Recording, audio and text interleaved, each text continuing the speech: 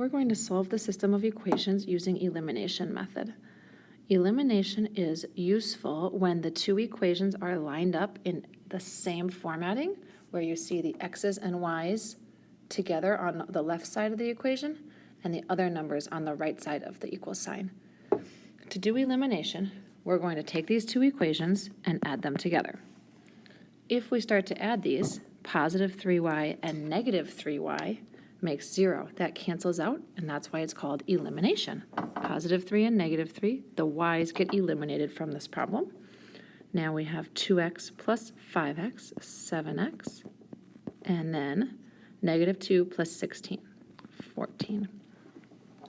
Notice the y's are no longer in our problem.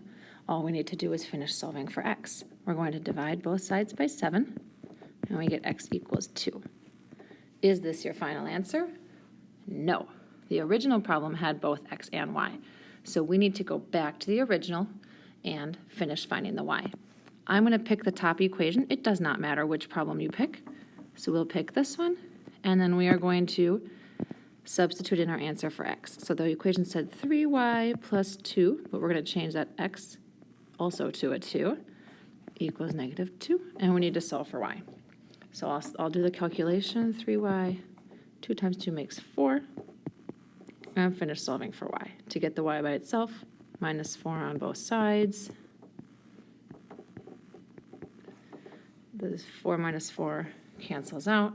Negative 2 and minus 4 is negative 6. Divide by 3, and we get y equals negative 2. This answer with both x and y tells me on a graph where these two lines would have intersected as a point on my graph. You can even write it as a coordinate, 2, negative 2. To check your answer, we can plug our answer into that second equation. So I will pick this bottom one here, and we need to still plug in our answer. So instead of negative 3, we're going to plug in our y, 5, plug in our x, and make sure does that equal 16. So checking my answer, the y we are putting in is negative 2, the x we're putting in is positive 2. Let's see, multiply. Negative 3, negative 2 is 6, plus 5 times 2, 10, and yes, that does make 16, so our answer is good. We will try one more example, and then you can finish the rest on your own. Oh boy, when I move the words, it did not move the page. Let's see here. Here we go, second example. Notice again that the way the problem is lined up, if we try to add these together, the x's or the y's should eliminate. X's are both on the left together, y's are on the left together. We have the equal sign and the numbers on the right. So if we start adding negative 2 plus positive 2, that cancels out to make 0 x's. It's called eliminated. And we're left with the y's. A negative y, you can think of that as a negative 1y, plus 3 would be 2y, and negative 2 plus 10 would be 8. To get the y by itself, divide by 2, and we get y equals 4. We're not finished. We have to go back, pick one of your original equations from the top, and plug in your answer for y and calculate the other part of our answer, the x coordinate. So 2x minus, we're replacing the y with a 4, equals negative 2. Those parentheses are not doing anything there. There's no number to multiply by. Now we're solving for x. Add 4 to start getting the x by itself. We'll keep the 2x. Negative 2 plus 4 is 2. Divide by 2. X equals 1. Now that I know my answer, I can just take a moment to double check it, use the other equation to plug in my answer and make sure I didn't make a mistake. Negative 2x, plug in with our answer of 1, plus 3y, plug in our answer of 4, equals 10.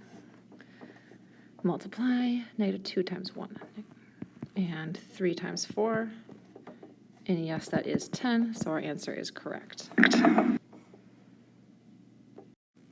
Let's go to the next page for a minute.